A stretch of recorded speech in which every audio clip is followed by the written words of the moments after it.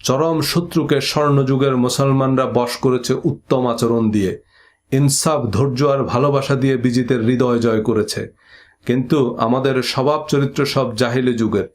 আমরা নিজেদের যত ধার্মিক দাবি করি, আমাদের স্বভাব বলে অন্য কথা।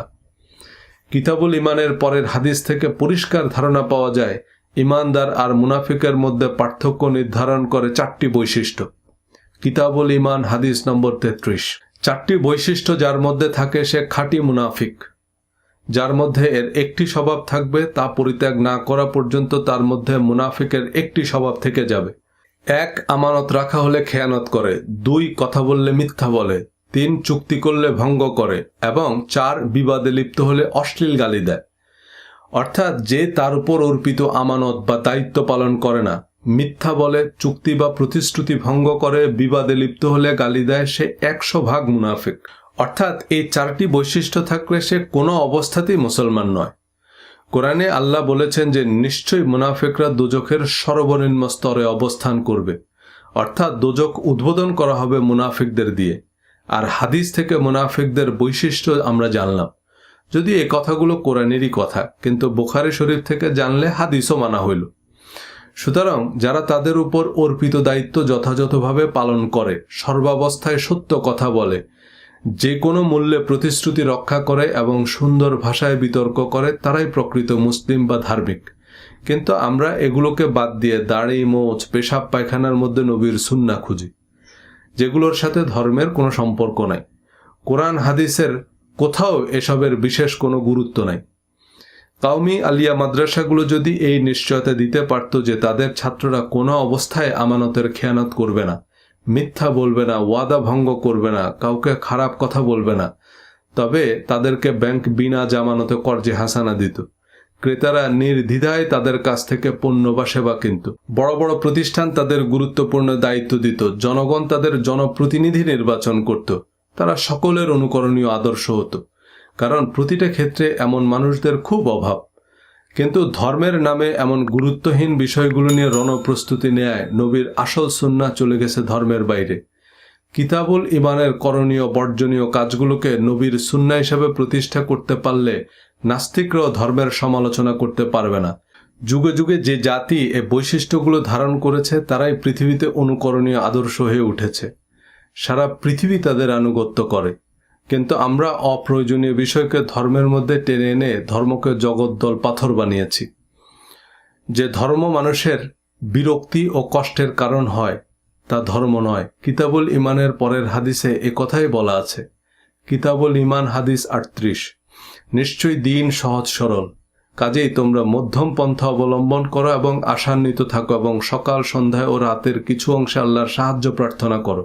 অর্থাৎ ধর্মকে সহজ সরল, অর্থবহ, কল্যাণকর কর্মসূচি হিসেবে উপস্থাপন করাই ধর্মের প্রচার। কিন্তু মদিনা আল আজহারের স্কলাররা তারাবি নামাজ 8 রাকাত না 20 রাকাত, ঈদের নামাজ 6 তাকবীর না 12 তাকবীর, আল্লাহ তাআলার আকার আকৃতির বিতর্কে ধর্মকে এমন জটিল বানিয়েছেন যে এসব জিলাপির প্যাচ থেকে আগামী কয়েক প্রজন্ম বের হতে পারবে না। বড় বড় স্কলাররা এসব বিতর্কিত বিষয়ের পক্ষে বিপক্ষের দলিল খুঁজতে খুজাইমা শরীফ পর্যন্ত যাবে, কিন্তু বুখারী শরীফের কিতাবুল ইমানের হাদিসগুলো উল্টিয়েও দেখার সময় নাই তাদের। এই হাদিসগুলো তারা জানেও না, মানেও না, কারণ এগুলো ঝগড়ায় লাগে না। কিতাবুল ইমান হাদিস 40। তোমাদের মধ্যে কেউ যখন উত্তম রূপে ইসলামের উপর কায়েম থাকে, তখন সে যে নেক আমল করে তার প্রত্যেকটির বিনিময়ে 700 গুণ পর্যন্ত সওয়াব লেখা হয়, আর সে যে মন্দ কাজ করে তার প্রত্যেকটির বিনিময়ে তার জন্য ঠিক ততটুকুই মন্দ লেখা হয়। কিতাবুল ইমান হাদিস 41। তোমরা যতটুকু সামর্থ্য রাখো ততটুকুই তোমাদের করা উচিত। আল্লাহর কসম, আল্লাহ তাআলা ততক্ষণ পর্যন্ত সওয়াব দিতে বিরত হন না যতক্ষণ না তোমরা নিজেরা ক্লান্ত হয়ে পড়ো। আল্লাহর কাছে সবচেয়ে পছন্দনীয় আমল তাই যা আমলকারী নিয়মিত করে। বুখারী শরীফের কিতাবুল ইমান জুড়ে আমরা ধর্মের সরল সৌন্দর্যই দেখছি।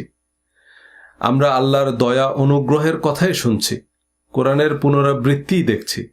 কোরআনে ঘুণাক্ষরও নাই বা যেসবের সাথে ঈমান, আমল, পাপ পুণ্যের সম্পর্ক নাই, সেসবই আমাদের ওয়াজ আলোচনার প্রধান এজেন্ডা। কোরআন পরিপূর্ণ এটা বিশ্বাস করা যে ঈমানের অংশ, তা বুখারী শরীফের কিতাবুল ইমান থেকেও পরিষ্কার। কিতাবুল ঈমান হাদিস 43। এক ইয়াহুদি হযরত ওমর রাদিয়াল্লাহু তাআলা আনহুকে বলল, আপনাদের কিতাবে যে একটি আয়াত আছে, আজ তোমাদের জন্য তোমাদের দিন পূর্ণাঙ্গ করে দিলাম এবং তোমাদের প্রতি আমার নিয়ামত সম্পূর্ণ করে দিলাম এবং ইসলামকে তোমাদের ধর্ম হিসাবে মনোনীত করলাম, এমন একটি আয়াত যদি আমাদের ইহুদি জাতির উপর নাজিল হতো তবে অবশ্যই আমরা সেদিনকে ঈদ হিসাবে পালন করতাম। ওমর রাদিয়াল্লাহু তাআলা আনহু বললেন, এটি যে দিন এবং যে স্থানে রাসূল সাল্লাল্লাহু আলাইহি সাল্লামের উপর নাজিল হয়েছিল তা আমরা জানি।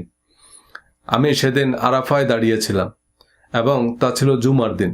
ইহুদিদের কিতাবও আল্লাহর কিতাব, কিন্তু সেটাকে সম্পূর্ণ বা পরিপূর্ণ বলা হয়নি। এ কারণে ইহুদিরা তাওরাত বা মূল ধর্মগ্রন্থ বাদ দিয়ে শত শত হাদিস তাফসির অনুসরণ করে। বেশিরভাগ তাফসির ইহুদিদের সেসব আজব দুনিয়া গজব কাহিনী থেকে নকল করা। এমনকি অসংখ্য কোরআন বিরুদ্ধ হাদিস ধর্মান্তরিত ইহুদিদের মাধ্যমে এবং ইহুদিদের বিভিন্ন ধর্মীয় উপাখ্যান থেকে ইসলামে এসেছে। বুখারী শরীফকে খোদ ইমাম বুখারীও সম্পূর্ণ বা পূর্ণাঙ্গ হাদিস গ্রন্থ বলেননি। কোরআনের বিপরীতে কোনো হাদিসকে ধর্মের বিধান হিসাবে বিশ্বাস করতে হবে এমন কথা বুখারী মুসলিমের মতো কোনো সহিহ হাদিসের কিতাবে নাই। কিতাবুল ঈমান হাদিস 45। যে ব্যক্তি ঈমানের সাথেও সওয়াবের আশায় কোনো মুসলমানের জানাজায় গমন করে এবং তার সালাত বা নামাজে জানাজা আদায় করে এবং দাফন সম্পন্ন হওয়া পর্যন্ত সাথে থাকে, সে 2 কিরাত উহুদ পাহাড় পরিমাণ সওয়াব নিয়ে ফিরবে। কারো জানাজায় বা দাফনে উপস্থিত হওয়া, তার জন্য দোয়া করা, শোক প্রকাশ করা, এটা যে মানবিক কাজ, এটা একজন নাস্তিকও মানেন। একজন নাস্তিকও তার বন্ধু বা আত্মীয়দের শেষ যাত্রায় উপস্থিত হন। কিন্তু ইসলামে এটা শুধু সামাজিক দায়িত্ব নয়, এমন কঠিন সময়ে মানুষের পাশে থাকায় ইমানদারি এবং দিনদারি। কারো মৃত্যু সংবাদে হাহা রিয়াক্ট দেয়া, অশালীন কমেন্ট করা নির্লজ্জ অসভ্যতা। কিতাবুল ঈমান হাদিস 46। মুসলিমকে গালি দেয়া ফাসেকি, তার সাথে লড়াই করা কুফরি। গালি দেয়া বা লড়াই করা বলতে বোঝায় যখন গালি দেয়া বা লড়াই করার মতো পরিস্থিতি তৈরি হয়। কিন্তু এসব গালিগালাজ তো কম। মিলাদ কিয়ামের বেদরকারি মাসালা নিয়ে আমাদের আলেম ওলামারা একদল আরেক দলকে কাফের মুশরিক পর্যন্ত বলছে। এসব অস্পষ্ট বিষয়াদি নিয়ে ঝগড়া তো দূরের কথা, আলোচনারও প্রয়োজন নেই। কিতাবুল ঈমানের পরের হাদিসেই অস্পষ্ট বিষয়ের সমাধান দেয়া হয়েছে। কিতাবুল ঈমান হাদিস 50। হালালও স্পষ্ট, হারামও স্পষ্ট, আর এই দুইয়ের মাঝে রয়েছে বহু সন্দেহজনক বিষয় যা অনেকেই জানে না। যে ব্যক্তি সেই সন্দেহজনক বিষয় থেকে বেঁচে থাকবে সে তার দিন ও মর্যাদা রক্ষা করতে পারবে। কোরআনে আল্লাহ হালাল হারাম, করণীয় বর্জনীয়, পাপ পুণ্য সম্পর্কে স্পষ্ট করে বলেছেন। এর বাইরে কিছু বিষয় স্পষ্ট বলা না থাকলে আপনি যা ভালো কাজ বলে মনে করেন তাই করবেন, যেটা অনুচিত মনে হবে তা থেকে বিরত থাকবেন। কিন্তু আমরা আমাদের দলের একজন হুজুরের কাছ থেকে মাসালা নিই, সেই মাসালা অন্য হুজুরের সাথে না মিললেই শুরু হয়ে গেল তৃতীয় বিশ্বযুদ্ধের প্রস্তুতি। কাঁকড়া খাওয়ার বিধান নিয়ে সন্দেহ থাকলে কাঁকড়া খাবেন না। কাঁকড়া ছাড়া দেশে আর খাবার নাই, কিন্তু কাঁকড়া খাওয়া হারাম বলতে যাবেন না। আমি খাই না, ব্যাস। যেখানে আর কোনো বিকল্প নাই সেখানে আপনি শূকরের গোশতও খেতে পারবেন। আল্লাহ কোরআনে সাদাকাকে ফরজ করেছেন। কোরআনে উল্লেখিত সাদাকা বা দানের খাতগুলো নিয়ে কথা বলায় অনেকে মিছিল বের করলেন যে আমি হাদিস মানি না। কোরআনের ব্যাখ্যা তো হাদিস। চলুন দেখি সাদাকার ব্যাখ্যায় হাদিস কি বলে। কিতাবুল ঈমান হাদিস 53। মানুষ তার পরিবারের জন্য সওয়াবের নিয়তে যখন খরচ করে তখন তা হয় তার জন্য সাদাকা স্বরূপ। এই যে বলা হয় চ্যারিটি বিগিনস অ্যাট হোম, এটা কিন্তু হাদিস, যেন তেন হাদিস নয়। বুখারী শরীফের কিতাবুল ঈমানের কড়কড়া সহিহ হাদিস। অর্থাৎ পরিবারের জন্য যখন খরচ করবেন তখন সওয়াবের নিয়তে করবেন। আপনার পরিবারই আপনার উপর অর্পিত আমানত। পরিবার বাদ দিয়ে আপনাকে মসজিদ বানাতে বলেনি কেউ। জেনা আর বিয়ের মধ্যে পার্থক্য হচ্ছে পরিবার। স্ত্রী সন্তানের দায়িত্ব যথাযথভাবে পালন করা আসল সদকায়ে জারিয়া। মসজিদের জন্য নবীজি পয়সা তুলেছেন এমন একটি হাদিসও নাই। ওয়াজ ও দোয়ার মাহফিলের কনসেপ্ট তখন ছিল না। কিন্তু আল্লাহর সন্তুষ্টির জন্য স্ত্রীকে খাওয়ালেও তা ইসলাম ধর্মে পুণ্যের কাজ। কিতাবুল ঈমান সহিহ বুখারী হাদিস নম্বর 54। তুমি আল্লাহর সন্তুষ্টি লাভের আশায় যাই খরচ করো না কেন তোমাকে তার সওয়াব অবশ্যই দেওয়া হবে, এমনকি তুমি তোমার স্ত্রীর মুখে যা তুলে দাও তারও।